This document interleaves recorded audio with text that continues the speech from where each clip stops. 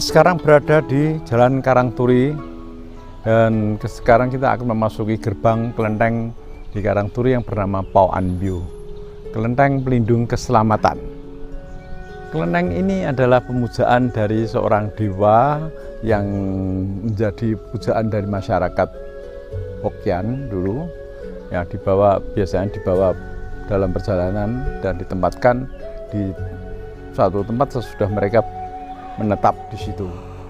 Nah, ini dewa ini bernama Kongtek Sunong, dan di sini dua syair yang di pintu gerbang ini adalah menunjukkan pahala-pahala yang diberikan oleh dewa pelindung di sini untuk masyarakat setempat, memuji untuk masyarakat setempat. Misalnya ini Pau Wok Humin, melindungi negara, melindungi rakyat, mengusir kesesatan dan iblis-iblis sehingga negara itu aman. Nah, ini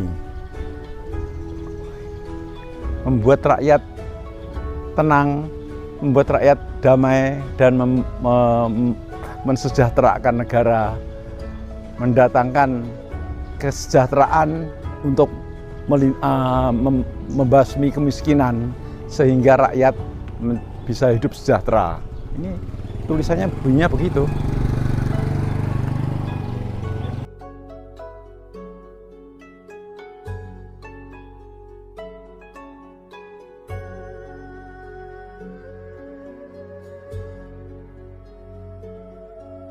Inilah di balik pintu gerbang, di balik sebelah dalam, bagian atas tertulis Uku Fongteng. Ini menyebutkan 5 macam palawija, semua panennya makmur. Jadi mengharapkan suatu panen yang makmur untuk pertanian. Nah, terus di samping ini syair yang sebelah kanan dan kiri ini, yang ini berbunyi Cefu Cuein Buili Wanmin, yang melindungi rakyat mencapai kebahagiaan sehingga pertaniannya bisa menghasilkan panen yang bagus. Nah, terus ini memberikan keanugerahan dan belas kasih, menolong rakyat dari lautan penderitaan. Begitulah kira-kira bunyi syairnya ini. Jadi itu menunjukkan bahwa dewa yang di sini itu betul-betul pahalanya besar sekali untuk melindungi rakyat.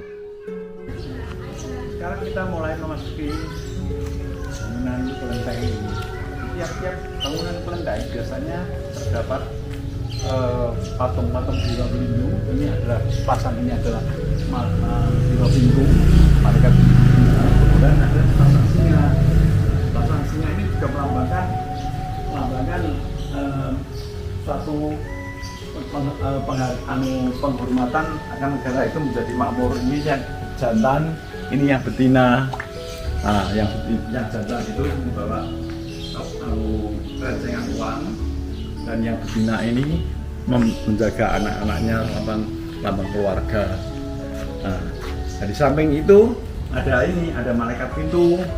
Malaikat pintu ini menggambarkan sebetulnya dulu sejarahnya dia adalah 2 orang panglima yang sangat terkenal pada zaman dinasti Tang.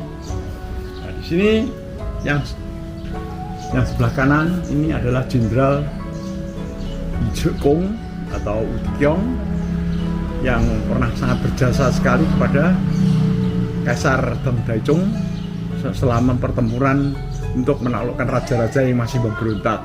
Dia sangat berjasa sekali. Dia berasal dari suku Xianpi. Nah, dan ini adalah salah satu saudara angkatnya Kaisar Deng Daicung itu yang bernama Jin Supao atau Jin Jiong, atau dalam bahasa Hokkien biasanya kita kenal Pak Putih itu sekarang dengan nama Jin Siopo atau Jin Kyong.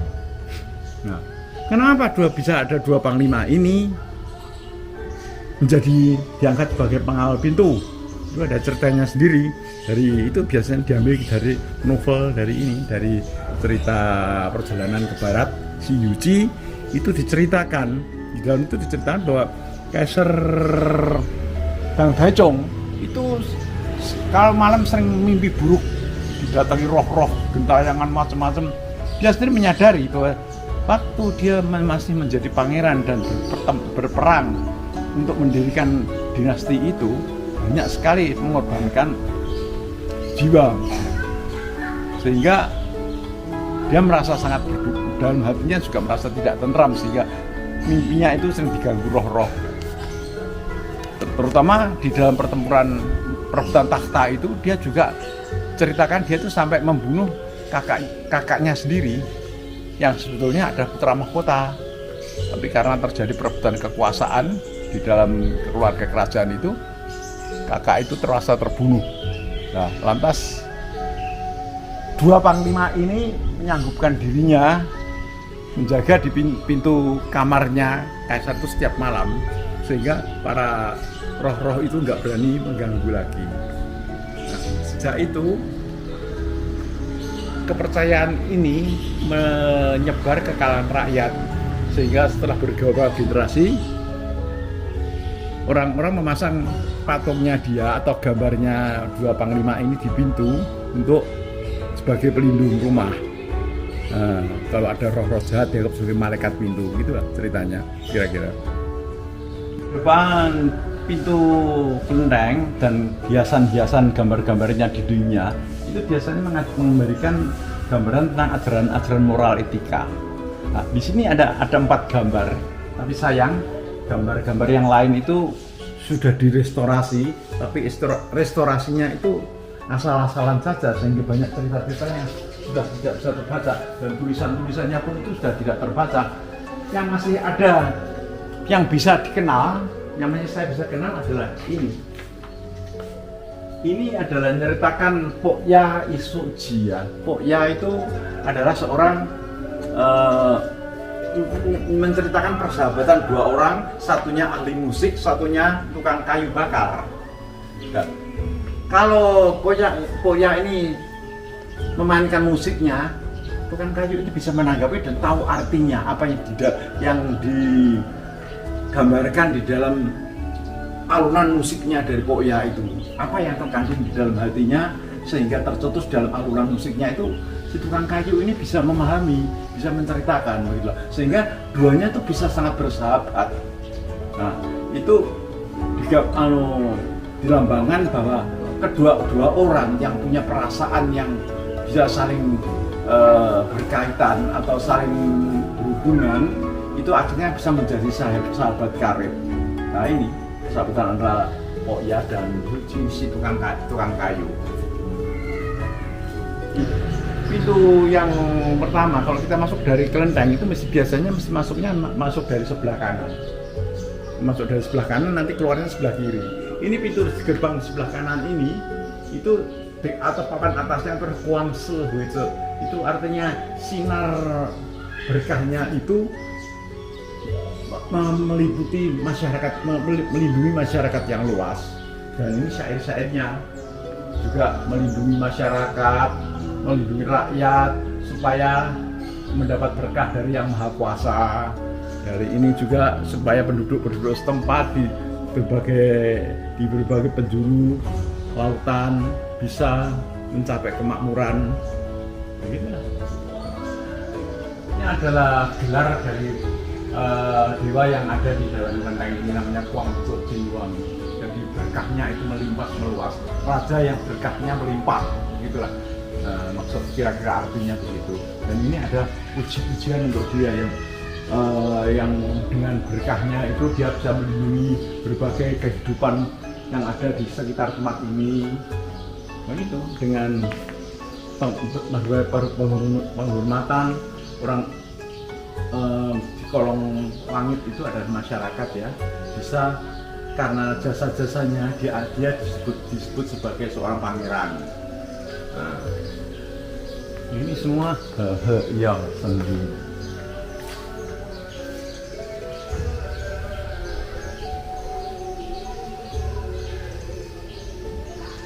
Dan ini tulisan di atas ini berbunyi, ya, sinar keberkahannya itu sangat gemerlapan. Nah, ini di sini berbunyi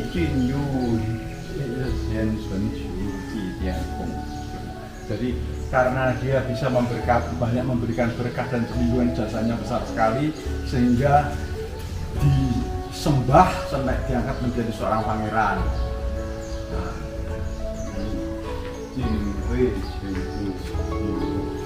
jasanya sampai berlangsung berabad-abad. Dia bisa mengusir kesesatan dari para hantu-hantu jahat, sampai mengusir wabah penyakit, sehingga dia diangkat sebagai malaikat. Ini adalah ini artinya pandemi.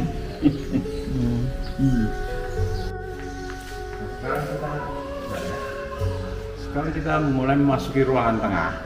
Di ruangan tengah ini juga banyak lukisan-lukisan. Sebetulnya di samping menceritakan ajaran-ajaran moral-moral etika, juga bisa menceritakan kisah-kisah pahlawan-pahlawan zaman kuno. Zaman kuno yang bisa dijadikan teladan, cerita-cerita klasik itu. Nah, sekarang kita lihat yang di atas. Ini sebagian lukisannya sudah hilang. Ini sebagian juga sudah ada yang hilang tapi harus ditambahi orang, tapi tambahan-tambahan ininya itu tidak nyambung dengan yang sudah ada. Jadi ya yang belakang nggak nyambung dengan yang sudah ada, sehingga agak rancu ceritanya. Nah ini seperti ini kisah ini.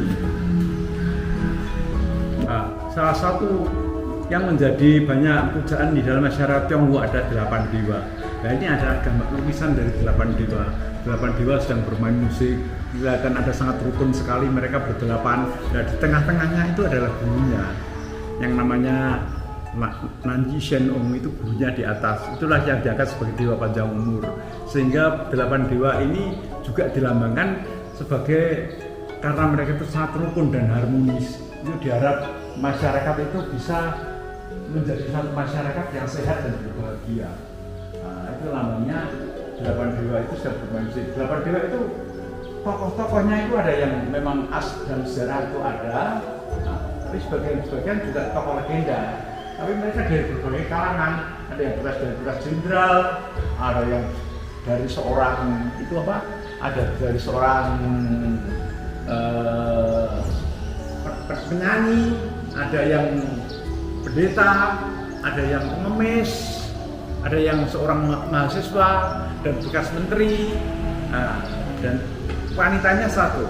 Nah, mereka bisa rukun sekali di dalam mereka mempelajari ilmu kedewaan, sehingga banyak dijadikan lambang kerukunan, harmoni. Inilah 8 dewa. Nah, yang episode ini, cerita ini adalah menggambarkan persahabatan antara seorang cendekiawan mestinya itu yang sedang memancing dan seorang tukang kayu. Nah, di sini kita melihat tokoh yang memancing ini siapa? Tokoh memancing ini sebetulnya ada seorang negarawan besar dia. Negarawan besar yang terkenal, yang membantu mendirikan dinasti Zhou. Dia namanya yang asli ada Jiang Zeya. Jiang Zeya yaitu karena orang pinter, dia melihat keadaan negara pada waktu itu kacau balau karena rajanya itu sukanya berfoya-foya, dan bersenang-senang sedang menindas rakyat. Asal menteri-menteri yang setia yang mau memberikan nasihat dibunuh. Nah, terus dia tidak ada harapan ini. Terus dia asalnya menghamba itu harus pergi.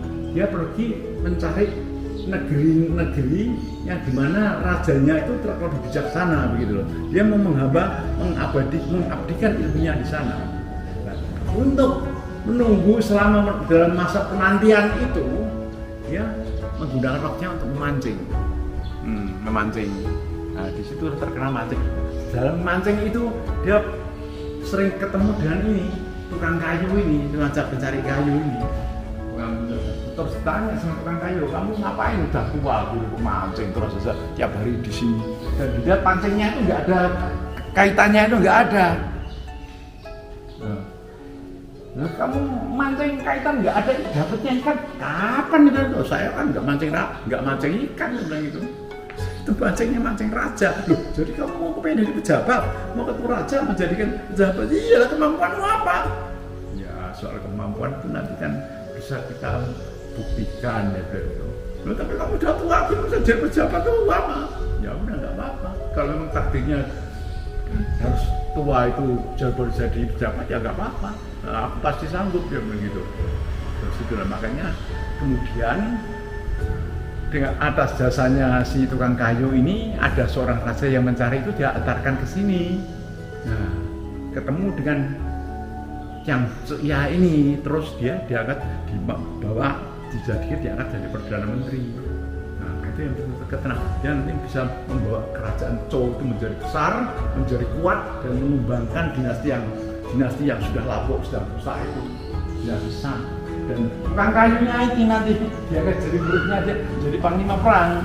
Nah itu kita ini juga menggambarkan tokoh ini, dia walaupun sudah berumur 80 tahun, dia baru bisa menjadi seorang jenderal dan seorang perdana menteri. Itu melambangkan apa? Bahwa kita tidak perlu takut bahwa kita itu sampai usia itu harus perlu belajar terus sampai mencapai suatu sukses dalam karier kita, walaupun usianya kita sudah tua.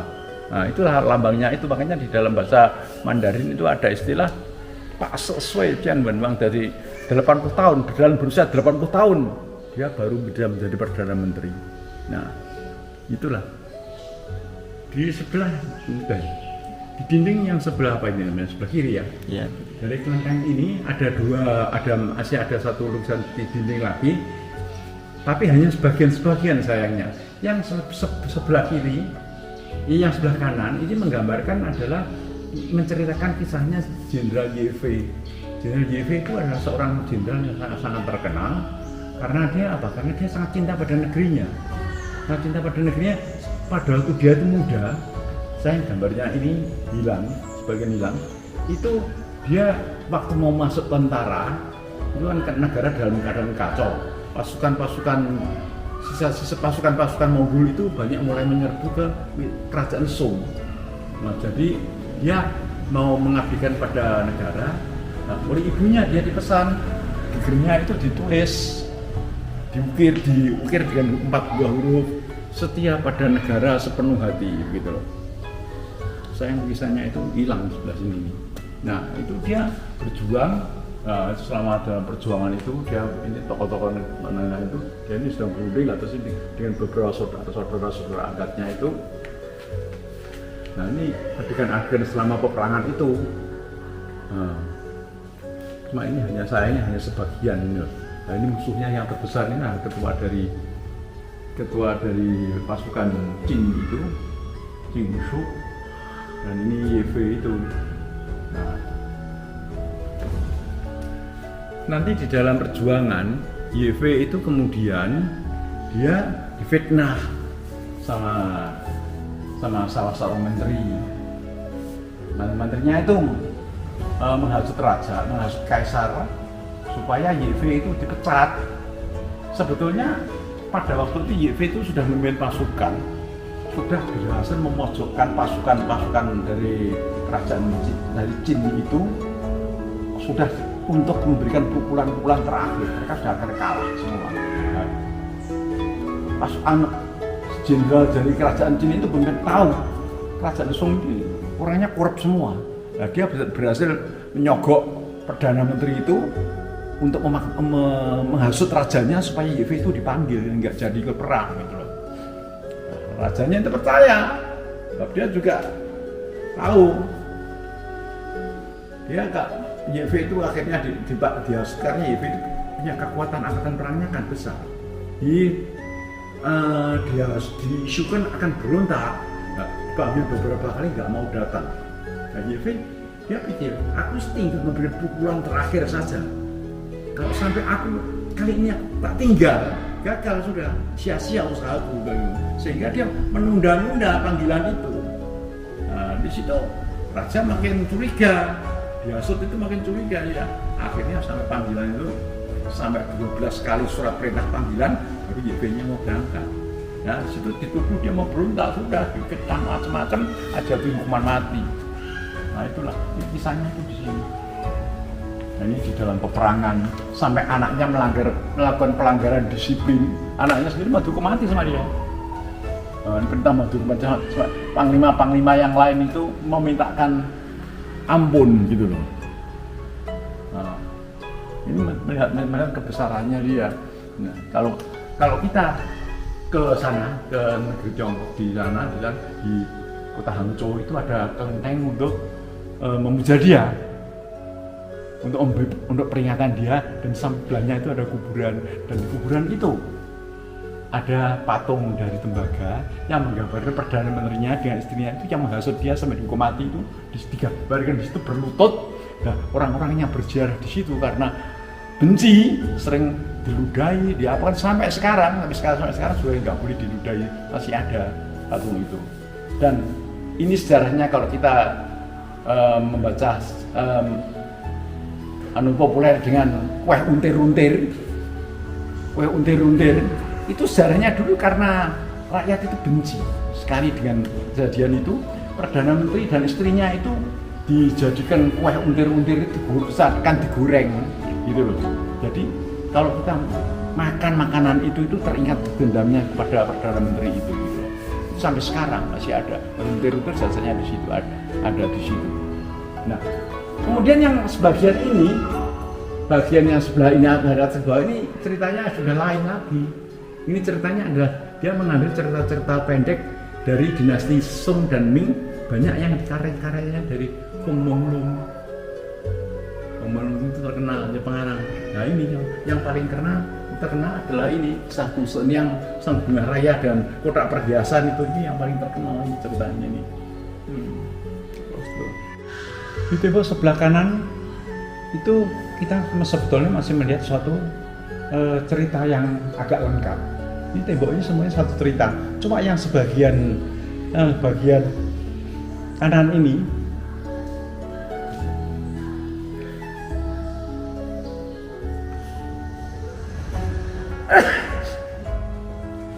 itu gambarnya kan hilang. Nah itu digambar lagi, tapi gambarnya itu ya ceritanya ini sudah nggak ada hubungannya dengan yang lama. Nah, jadi ceritanya itu nggak karuan, cerita apa ini kita nggak tahu sudah ya. Nggak ada hubungannya dengan yang ini ya. Mulainya dari sini terusan. Jadi ini cerita mengambil dari episode dari kisah tepi air atau dalam bahasa Mandarinnya itu Shuihu, kisah tepi air. Itu menceritakan apa? Menceritakan pemberontakan zaman dinasti Song Utara, terjadi pemberontakan oleh rakyat yang tertindas, oleh orang-orang yang difitnah, orang-orang yang dari pemerintahan yang difitnah, jenderal-jenderal perang yang difitnah juga. Mereka lari berkumpul di suatu bukit. Nah, bukit itu namanya Bukit Liangshan, yang sekitarnya itu ada telaga. Makanya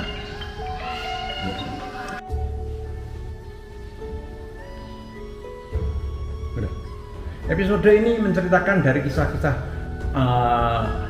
kisah-kisah 108 pendekar dari Bukit Liangshan atau judulnya itu bisa juga menjadi kisah tepi air, di dalam bahasa Mandarin menjadi Shuihu. Shuihu itu ada pesanggrahan di tepi air, batas air, ada yang juga menerjemahkan batas air. Di dalam bahasa Inggris pernah diterjemahkan oleh seorang pengarang perempuan dari Amerika yang bernama Tosbach menjadi Omen Abratus. Karena apa? Karena di dalam cerita ini digambarkan banyak sekali orang-orang yang tertindas. Ada penjahat, ya berbagai macam kalangan lah. Ada yang sudah penjahat, ada yang pejabat, ada yang jenderal, ada yang apa.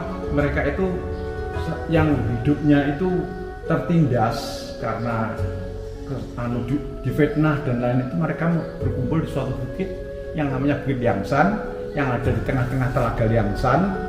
Nah itu mereka membuat suatu pergerakan untuk melawan pemerintah. Nah itu kemudian mereka banyak menjadi kisah-kisah kepahlawanannya itu banyak beredar di kalangan masyarakat dan dibukukan menjadi kisah 108 pendekar Bukit Liangshan itu.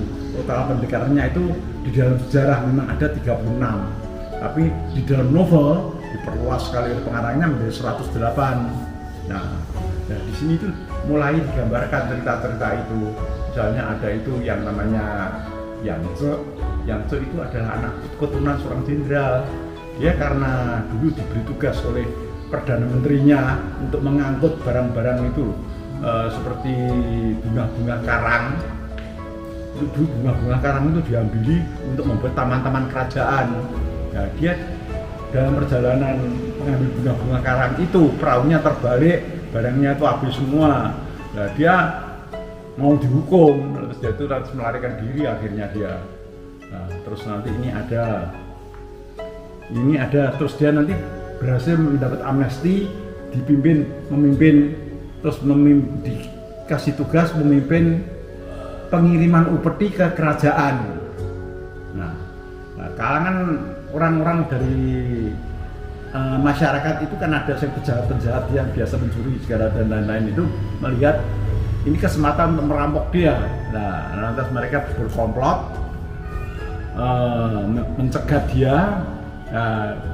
mencegah dia dan pura-pura ada yang menjadi penjual arak.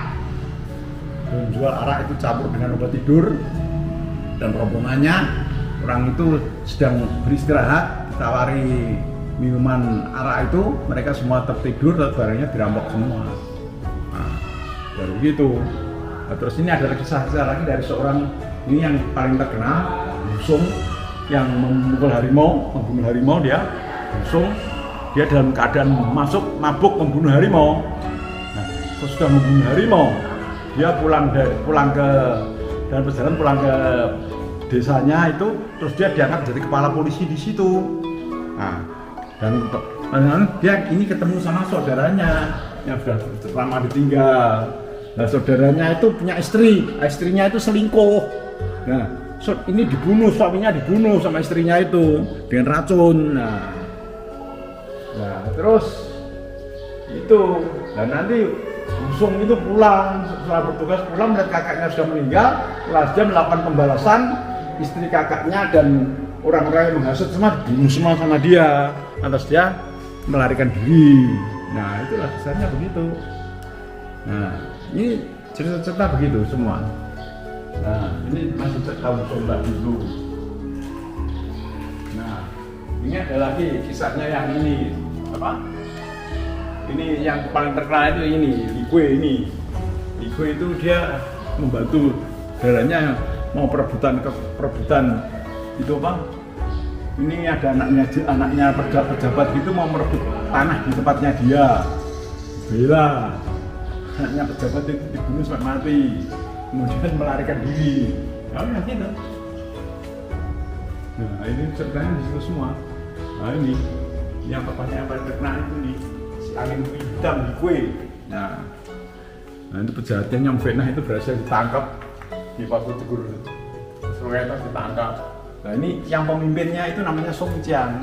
Nah ini Song Jiang sedang di kelenteng Dewa Langit itu, dia mendapat hadiah buku. Nah, buku itu dibawa, dan buku itu adalah firman bahwa dia nanti bisa memimpin pemberontakan itu. Nah harus memimpin pemberontakan itu. Nah itu. Nah ini sih masih berlanjut terus ceritanya sampai ke situ. Nah ini ada Ligwe. Itu dari gue tadi itu ketemu sama orang, sama perampok yang memakai namanya dia, terus ketemu.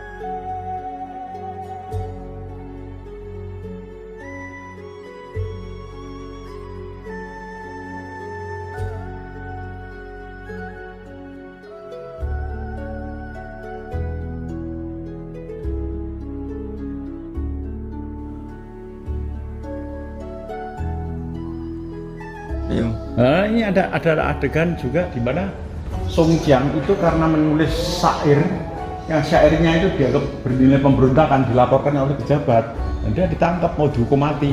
Nah, kemudian dia dengan kawan-kawannya itu melakukan pembalasan itu, pejabatnya itu diuber, ditangkap sampai ini berhasil melarikan diri di sungai, ditangkap. Nah, ini di sini Lala Songjiang itu mendapat ilham dari kelenteng, dari Dewi itu memberikan buku. Artinya buku ini kalau dibuka, bukunya nggak ada tulisannya, tapi kalau dia penyakit ina apa, buku itu disembayangin dan dibuka bisa memberikan petunjuk, begitulah. Nah, ini Songjiang. Kemudian yang dia nantinya diangkat menjadi kepala dari 108 orang pemberontak yang di atas dari Bukit Yangsan itu. Nah, tapi kemudian dia punya ide sebetulnya, negara ini karena bisa begini karena apa? Karena kekotoran, karena banyak menteri-menteri itu korupsi, banyak durna-durna di kalangan pejabat, di kalangan raja. Nah, dia itu punya cita-cita kalau kita bisa berbuat baik untuk negara ini, yaitu membersihkan para durna-durna itu, kita nanti bisa kita berbuat baik untuk negara, berbuat jasa untuk negara. Dan dia akhirnya mendapat pengampunan dari kaisar. Berdasarkan suatu perantara, dia bisa mendapat pengampunan dari kaisar dan diberi jabatan. Tapi karena itu para durna-durna dan para pejabat-pejabat itu bisa mempergunakan dia, menggunakan tenaganya untuk menumpas pemberontak-pemberontak lain, dan bisa sesudah pemberontak-pemberontak lain itu bisa berhasil dikalahkan sama dia sendiri jatuh hukuman mati. Nah, jadi sia-sia semua, saudara-saudara semua habis semua. Nah, dia juga akhirnya dia juga bunuh diri juga terpaksa karena itulah suatu kompromi tapi tidak ada syarat sama sekali sehingga dia akhirnya kalah. Ini kisah dari 108 pahlawan Bukit Yangsan yang suatu kisah tragis sebetulnya di dalam sejarah. Cuma di dalam sejarah itu hanya diceritakan 36 orang, tapi di sini di dalam novel diperluas menjadi 108. Nah, ini salah satu novel yang paling terkenal, yang setara dengan sama kisah Tiga Negara Tato Samkok itu. Dia menyamar sebagai menjangan, mencari susu menjangan. Ibunya itu sakit. Nah, dia pada suatu hari di dalam hutan itu ketemu pemburu, dia mau dibunuh, dikira kijang, tapi ternyata sudah bilang aku ini sedang mencarikan susu rusa untuk ibuku. Nah, itu salah satu ini ceritanya anak berbakti. Nah, ini untuk membuat orang tuanya itu seneng. Dia sering main kayak anak-anak itu, benda pakai anak-anak pakai ini roda-roda gitu, main-main gitu untuk menyenangkan orang tuanya. Nah.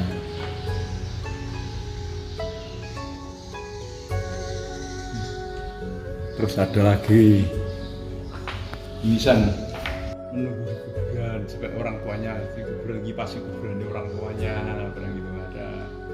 Nah, ini kan itu orang tuanya itu kepengen jaruk aja itu rebung. Itu dia nangis itu di pohon bambu itu, terus oleh dewa ditolong, bambunya itu bisa keluar rebungnya untuk ibunya gitu.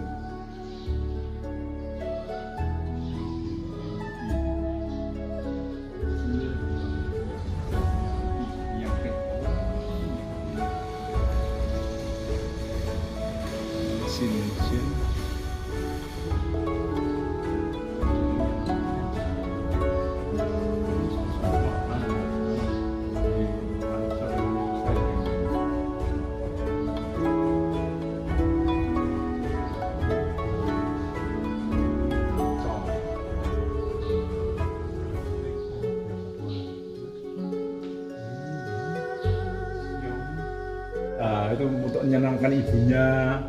Nah, itu menantunya itu karena ibunya itu sudah tua, nggak bisa makan, disusui sama menantu perempuan itu loh. Ini menunjukkan baktinya itu di situ. Itu menunjukkan menantu perempuannya sedang menyusui ibu mertuanya atau yang tua itu.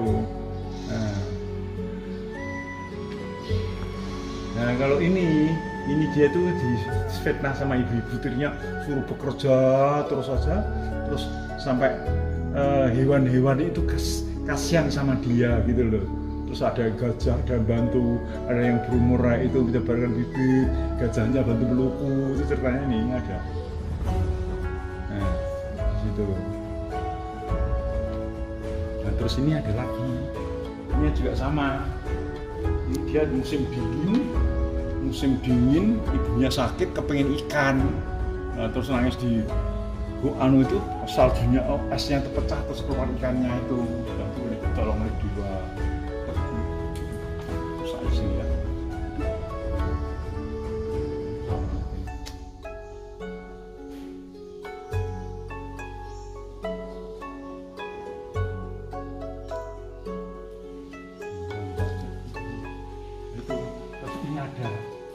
Dia itu merawat ibunya, tapi dia itu miskin gitu, miskin terus punya anak lagi, terus dia pikirnya aku miskin, anakku tambah anak lagi, aku nggak bisa memberi makan ibuku, terus anaknya itu mau apa? Mau dikubur hidup-hidup gitu loh, dan lebih penting ibunya gitu loh.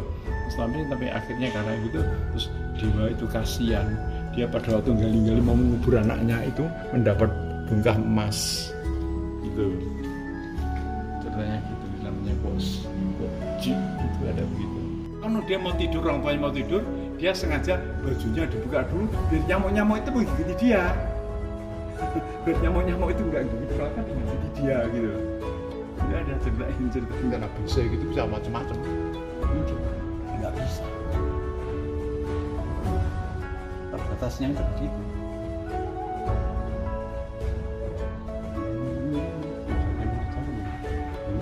Ini kan panitia doanya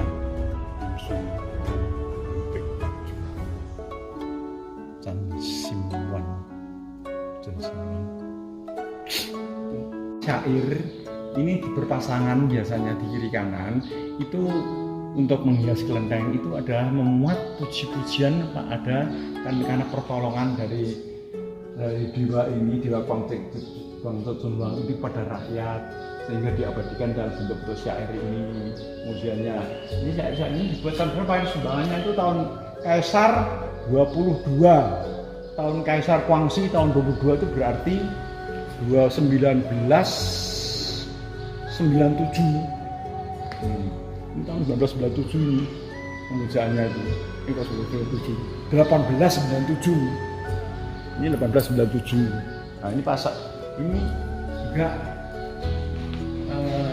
sama saja ucapan kehormatan untuk pujian kepada kebajikan dari yang dewa ini utama ini beberapa ribu tahun.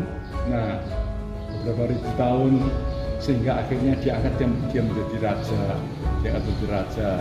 Nah ini nama penyumbangnya itu Burete. Nah bersama anaknya Ceguan, anaknya mengucapkan terima kasih pada waktu pendirian kelenteng-kelenteng ini. Ini juga sama-sama di kiri kanan ini juga sama begitu juga, semuanya mengadu pujian-pujian, Zhong Cidian. Jadi menghormati keteladanannya sebagai raja, sebagai raja muda, sehingga ditempatkan di wilayah ini.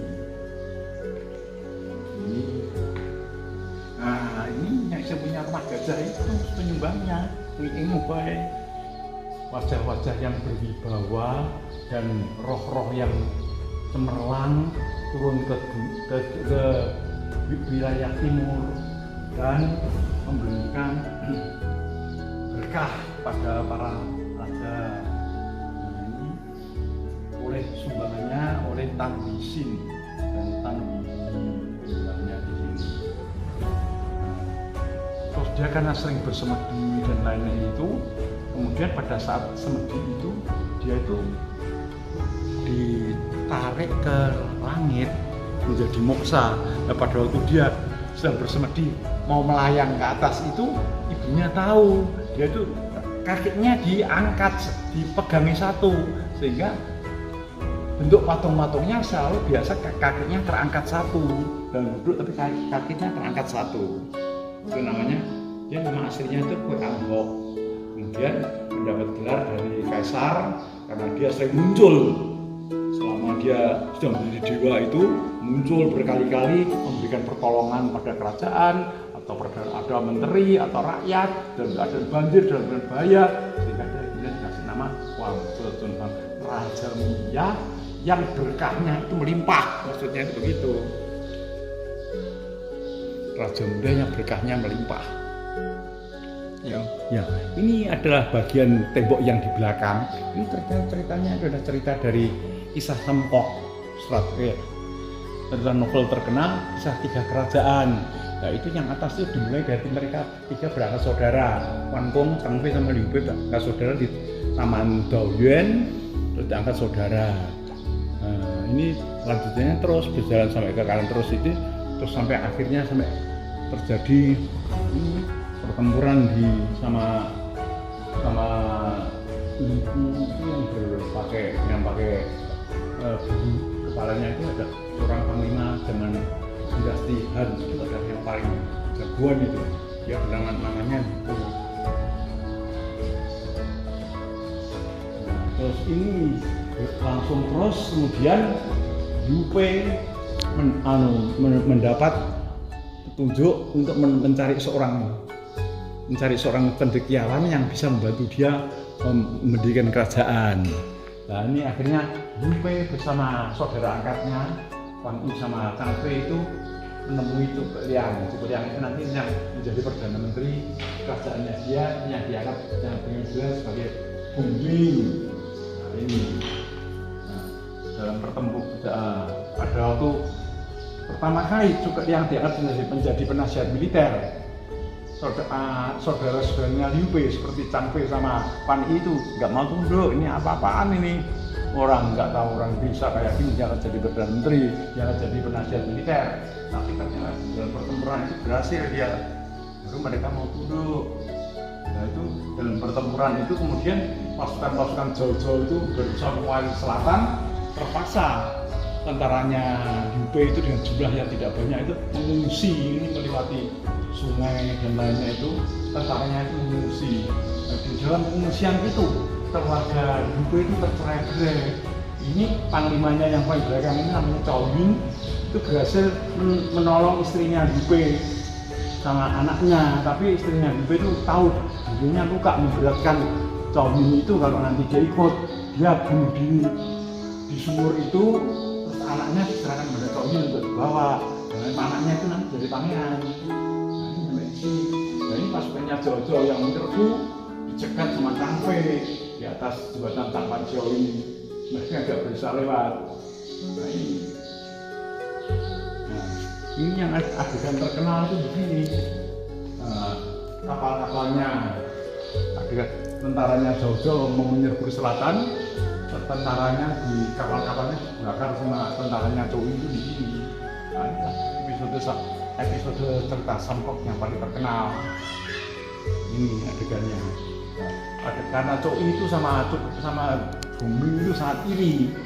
Hong Ling itu tahu kalau kita menggunakan api membakar pasukannya Zhou, kita nggak ada angin, nggak bisa. Lantas Hong Ling bilang, aku bisa mengambil angin. Dia sembahyang di panggung itu untuk memanggil angin. Begitu angin datang, dia tahu aku sudah selesai, nanti aku akan dibunuh. Dia sudah lantas pergi dia. Nah, sebetulnya karena apa? Karena Zhuge Liang itu dia memang ahli ilmu falak, ilmu alam pada waktu, jadi tahu perubahan musim, perubahan angin apa itu tahu. Dan dia bisa memperkirakan tanggal ini sekian ini kalau kita mendapatkan angin pasti datang, nah gitu loh. Nah, itu anginnya datang, terus pasukannya Zhou itu digempur pakai api, hancur, terbakar habis itu. Nanti kekalahan terbesarnya. Nah, terus itu tempuran itu sudah terbentuk 3 negara.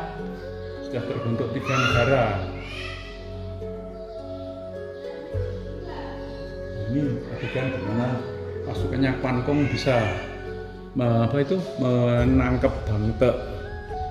Tentaranya Zhou itu senjatikus itu. Ini Bang Te ditangkap sama Pan Kong. Sama Zhang itu, nah, Bang Te itu nanti dihukum mati sama Pan Kong karena nggak menyerah. Nah, itu sama Bang Te itu. Nah, terus sampai Pan Kong itu kemudian dia itu malah pada waktu pertempuran dengan pasukan Jojo menghasut Sun Quan, pasukannya Sun Jian itu untuk merebut kotanya yang dijaga oleh Quan Yi yang namanya kota Qingzhou itu. Nah, dari situ Quan Yi jadi musuhan sama pihaknya Sun Jian. Nah, dari situ terus Sun Jian ditangkap, Quan Yi ditangkap sama tentaranya Sun Jian, dan Quan Yi nggak mau menyerah, karena dibunuh, kepalanya diserahkan kepada Kirmin ke Jojo. Nah, supaya pasukannya Liu Bei nanti nyerangnya Jojo, melemparkan tanggung jawab gitu loh. Nah, kita saling ini.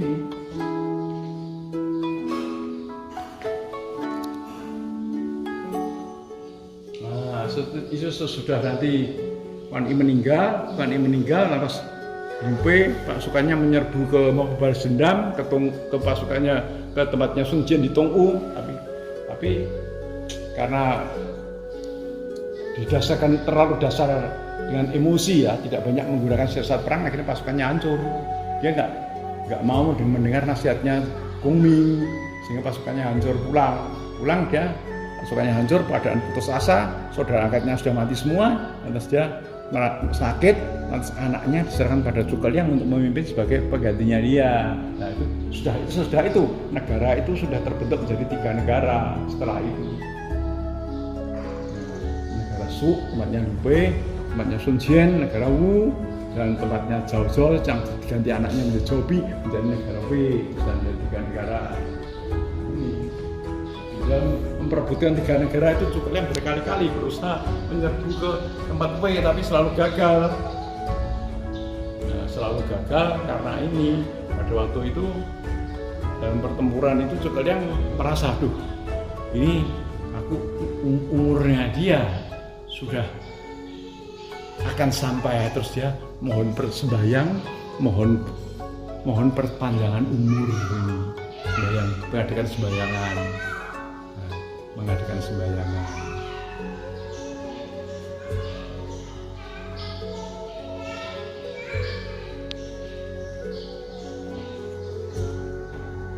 Oh enggak deh, ini yang adakan pertempuran menyerbu ke Burma itu, menyerbu pasukan waktu dia mau menyerbu ke utara, itu pasukan orang-orang Burma itu banyak menyerbu ke Tiongkok. Nah, terus Zhuge Liang terpaksa dia pergi ke arah Burma itu untuk menaklukkan pasukan-pasukan musuh yang di Burma yang dipimpin oleh Meng Huo itu, baru kemudian dia hijrah ke selatan. Di dalam pertemuan ini, di dalam adegan dia sedang mengadakan sembayangan untuk melewati Sungai Lu. Sungai Lu itu ya yang menyeberang ke daerahnya Burma itu. Kerajaan Sung jadi lemah, yang paling kuat itu nanti dari Kerajaan Wei. Kerajaan Wei dipimpin oleh anaknya Sima Yi itu. Nah, itu mereka menaklukkan satu-satu, dan negara itu dipersatukan oleh dia. Menjadi dinasti Qin. Nah, itu akhirnya 3 negara menjadi dinasti Qin. Ini adegannya yang paling akhir. 3 negara menjadi dinasti Qin ini. Nah, ini semua lukisan-lukisan yang ada samkok yang di sini episode ini disumbang oleh ini Kapten Ui Kok An. Nah, ini salah satu leluhurnya dari Jarum.